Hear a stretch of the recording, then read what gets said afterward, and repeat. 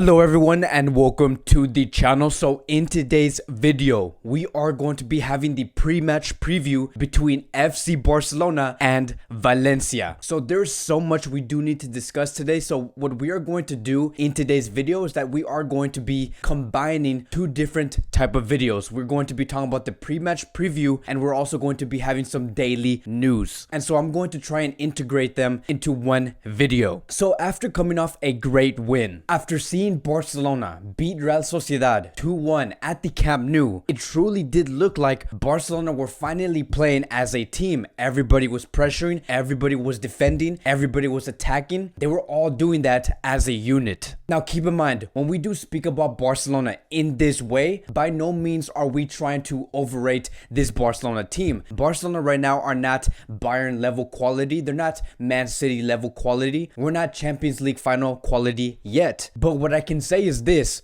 Barcelona team that's currently playing under Ronald Koeman is going through the right direction. And that is a great thing to see, because when any club is going towards the right direction after seeing such a horrible start within the season, that is always going to be some great news, because that means that the club has learned from their mistakes very early in the season. We have seen this type of story before. Look at how Bayern Munich started their season in the 2019-2020 season, and look at how they finished. Look at how Liverpool started their 2018-2019 season, and look at how they finished. Just because you start bad doesn't necessarily always mean that you're going to be ending even extremely worse. There are occasions where these clubs do improve, and right now maybe Barcelona does not have to follow that exact same story, but Barcelona right now are on the right track. And seeing where Barcelona are at in the table, they're currently 5th place, and now they're going to have the opportunity to level up their position within this table against Valencia. So before we do speak about Valencia, I do want to talk about two players within this video, and that is going to be about Riqui Puig'S and Philippe Coutinho. And I'm going to be starting with Riqui Puig'S. So here's the thing, we know everything about Riqui Puig'S situation. We know that Riqui Puig'S is finding it extremely hard to find minutes with this club, and when we continue to see Riqui Puig'S sit on that bench, it's very unfortunate. You do feel a certain way because you know that Riqui Puig'S is a great player. Even the players within this club know Riqui Puig'S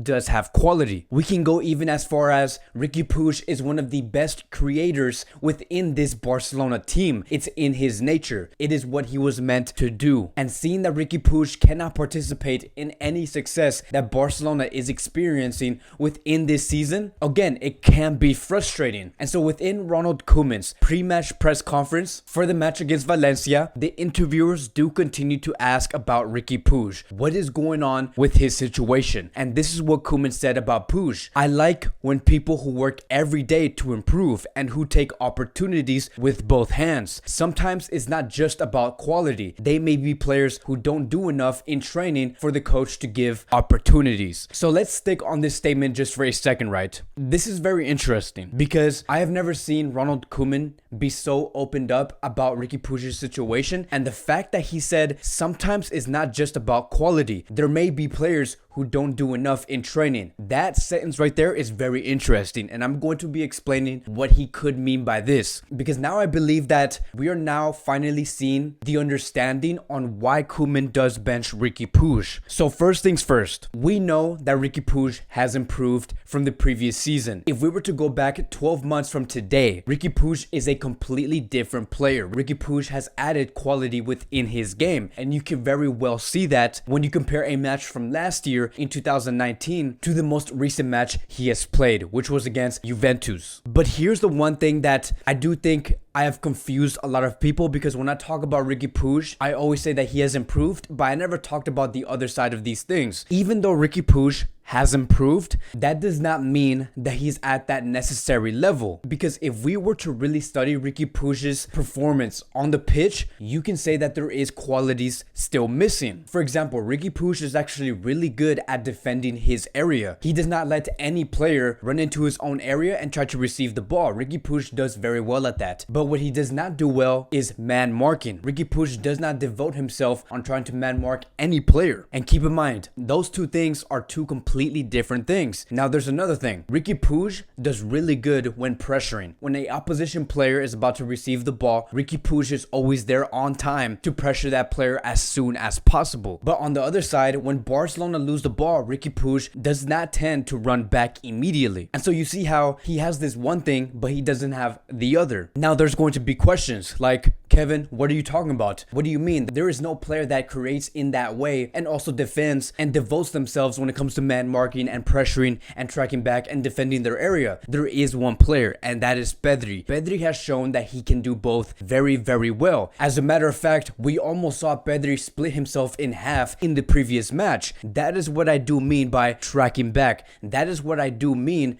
by man marking a player. And keep in mind, there is other players basically getting the exact same treatment like Riqui Puig'S. I don't know if you guys have noticed, but in the previous 2 to 3 matches, Ronald Koeman has benched Felipe Coutinho. And this is not the first time we have seen Coutinho not participate in matches so consistently. Because to be very honest, just like Riqui Puig'S, while Coutinho is very good creatively in that final third area, at the end of the day, defensively, he does extremely bad. As a matter of fact, I think that he does worse than Riqui Puig'S. And what's crazy about Coutinho's situation right now, that we're probably not going to be noticing until the end of the season, is that Coutinho's situation does not come into light like Riqui Puig'S situation. And the only reason why that is happening is because Riqui Puig'S is a La Masia Barca product. He is coming from the academy. And when you see that, when the fans of Barcelona see a La Masia product being benched, that is always going to hurt. But you should feel that way. You should feel some sort of way that a product from the academy is not being used. That is what makes us Barcelona fans so special. But on the other side of this whole situation, you have to understand why Riqui Puig'S is being benched. There is some qualities missing. So that is going to be the final verdict on this whole situation. Riqui Puig'S has improved, but he has yet to meet the demands that Ronald Koeman is looking for. And that is why he did say at the end of that sentence, sometimes it's not just about quality. There may be players who don't do enough in training for the coach to give opportunities. But if there was one player that I would bet can be more than capable to add even more quality within his game and rise up away from this horrible situation, it would be this player here. It would be Riqui Puig'S. And speaking about Felipe Coutinho, we are now going to be talking about this player extremely quickly. And it says here, nobody at Barcelona is looking to sell Coutinho in the winter transfer window. In addition, from this camp, they say that the player will 100% stay this January. Now, I'm going to be very straight up about this situation. There is no surprise that Coutinho is not going to be sold on January 2021. It's almost inevitable for Coutinho to stay in this club. Because look, Barcelona is not going to be selling any 50 million to 100 million euro type of player in the winter transfer market. What I do expect to see is massive decisions to be made in the summer of 2021. It is way too early to sell any big time player, which is why I do expect to see reports come out very different in the summer. And let me tell you, what's not going to help is if Felipe Coutinho continues to play very, very average with this Barcelona team. If that's going to be the case, I do see Laporta or Victor Font looking for other clubs, looking for buyers to take away Felipe Coutinho off of Barcelona's hands. So now I do want to speak about Valencia, and I quickly do want to talk about their form. Looking at where Valencia is at right now, they are currently in 12th place. They're not in their best phase. And if we look at the overall stats so far in this season, in the past 5 games, they have only won 1 match, and they have lost a total of 5 and tied a total of 5 within this league season so far. As a matter of fact, Valencia's top scorer right now is Carlos Soler, who has a total of 5 goals. But here's the thing, those 5 goals are actually 5 penalties. And that is basically summing up Valencia's performance so far in this season. They have had great victorious moments within their league campaign, but overall, they're not in their best. But what I can tell you is this, there is always going to be that possibility, there is always going to be that chance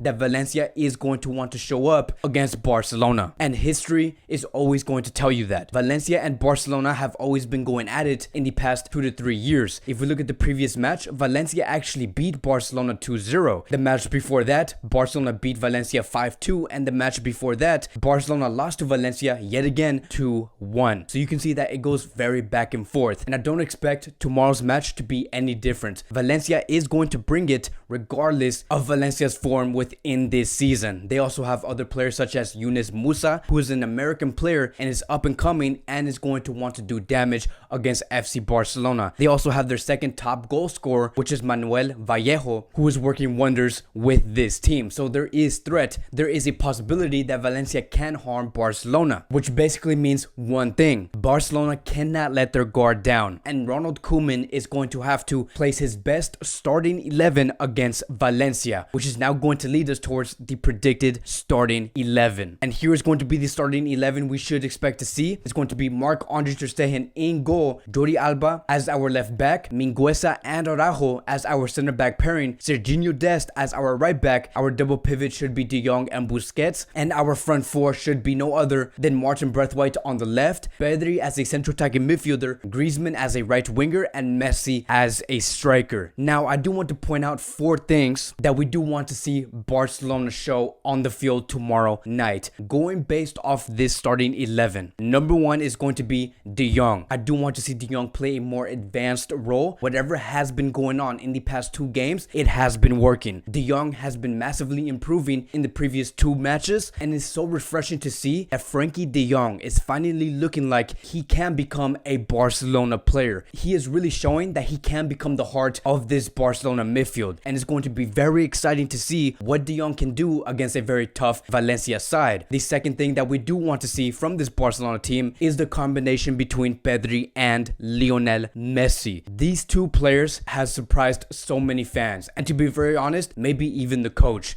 because in the previous match, Messi and Pedri connected a total of 17 times, and they have been doing damage against those opposition teams while connecting in that amount. And I do think that even though this combination between Messi and Pedri is still very raw, is still very new, we have yet to see the best version of this duo come into life, and it only makes sense to continue to gel these 2 players together, because we might very well see the next great duo come into play within these next 2 to 3 years. Moving on to the third thing that we do want to see, and that's going to be Konrad de la Fuente. The only reason why I do bring this player up is because of Martin Braithwaite. That is the only reason, because there are moments where Martin Braithwaite does tend to lose his game, lose his rhythm in those last 20 to 25 minutes. I do expect Ronald Koeman to do much better when it comes to the substitutions, and to do that, it would only make sense to place Konrad de la Fuente in that left wing area and actually use a proper left winger. And now moving on to the last thing that we do want to see with this Barcelona team, and that is going to be Araujo's leadership. This is something that I have been preaching, and many fans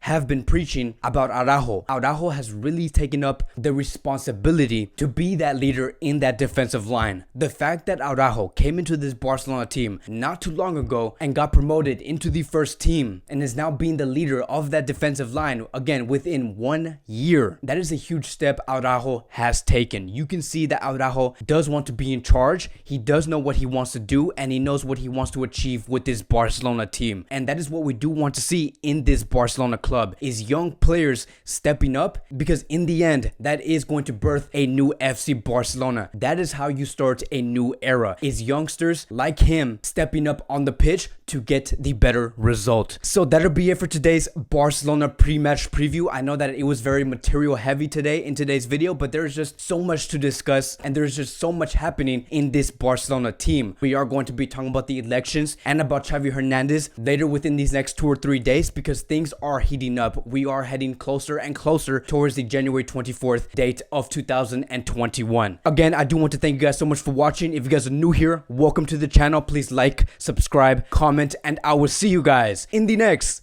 video.